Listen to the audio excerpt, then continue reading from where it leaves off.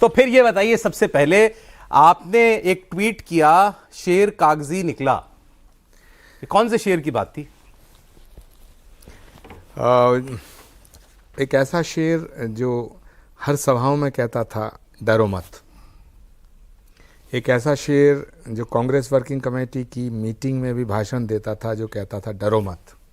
एक ऐसा शेर जो पब्लिक मीटिंग में मीडिया से कहता था डरो मत। वो डर गया। वो इसमें से है कोई क्या? जरा देख पहचान लीजिए तो। सारी दुनिया पहचानती है सौरभ जी। राहुल गांधी के लिए कह रहे हैं, राहुल गांधी के लिए कह रहे हैं शेर कागजी निकला। नाम भी ले लीजिए ना आचार्य, क्या दिक्कत है? दीपक जी, राहुल गांधी कागजी शेर हैं। उनके जो फैसले हैं उन्होंने ये प्रूव कर दिया है। अब अमेठी नहीं लड़ रहे, रायबरेली लड़ रहे हैं।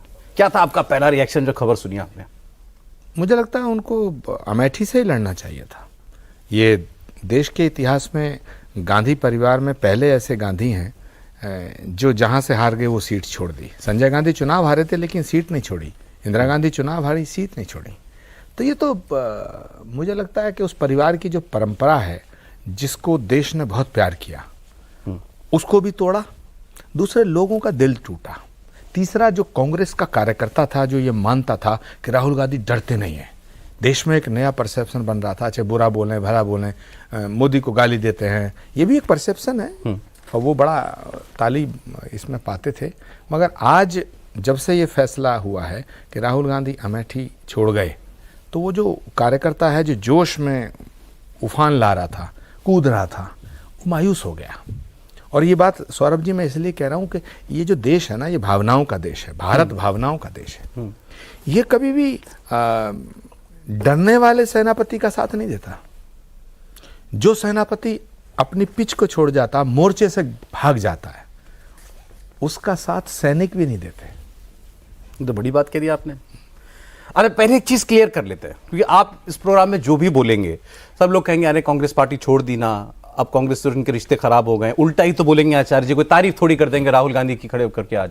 तो राज आप तो बुराई ही करेंगे लोग। मैं शुरुआत में ये बात क्लियर कर लेना चाहता हूँ। और देखिए, वैसे तो मालूम होना चाहिए आपको, लेकिन माफ कीजिएगा, मैंने कांग्रेस छोड़ी नहीं। कांग्रेस ने मुझे निष्कासित किया। और क्यों किया? क्योंकि मैंने ये कहा कि भाई आप राम का विरोध मत करो। मैंने कहा कि आप भाजपा से लड़ो, भारत से मत लड़ो। और मैंने ये कहा कांग्रेस के वरिष्ठ नेताओं से भी, अकेले अकेले भी कहा। और मैंने उदयपुर चिंतन शिविर जब हुआ तो पॉलिटिकल अफेयर्स कमेटी का मैं मेंबर था। उस उदयपुर चिंतन शिविर में तब तक खड़गे जी अध्यक्ष नहीं बने थे, लेकिन पॉलिटिकल अफेयर्स कमेटी की जो मीटिंग थी उसकी अध्यक्षता कर रहे थे। और उस कमेटी में मेंबर कौन कौन थे पता? शशि थरूर, गुलाम नबी आज़ाद, कमलनाथ जी, भूपेश बघेल, जनार्दन द्विवेदी, आचार्य प्रमोद कृष्णम, हम सब 40-42 लोग थे उस मीटिंग में। मैंने उसमें भी ये बात कही थी कि आप भाजपा से लड़ो, भारत से मत लड़ो। आप भाजपा को क्रिटिसाइज करो, वंदे मातरम से मत लड़ो। आप बीजेपी से लड़ो, भारत माता की जय से मत लड़ो।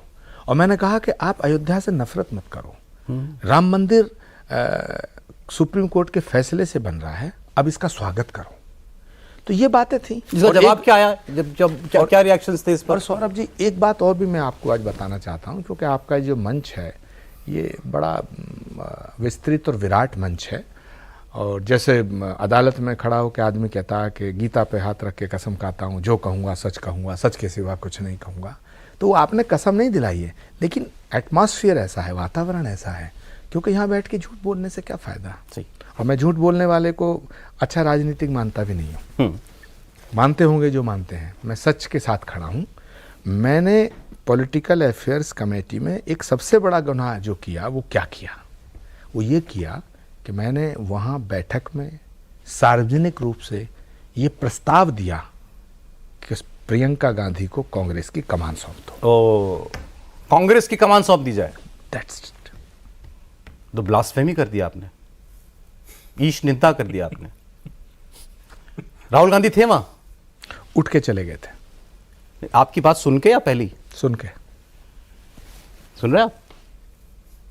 पॉलिटिकल अफेयर्स कमेटी में कांग्रेस पार्टी की, जहां 40-42 लोग होते हैं, राहुल गांधी की मौजूदगी में आपने कहा कि कांग्रेस की कमान अब प्रियंका गांधी के हाथ में देने का सही समय है। ये सुनते ही राहुल गांधी उठ करके चले गए और खड़गे जी ने मुझे रोकने की कोशिश की। फिर गुलाम नबी आज़ाद साहब ने कहा कि नहीं, वो ये अंदर मीटिंग में बोल रहे हैं, उन्हें बोलने दिया जाए।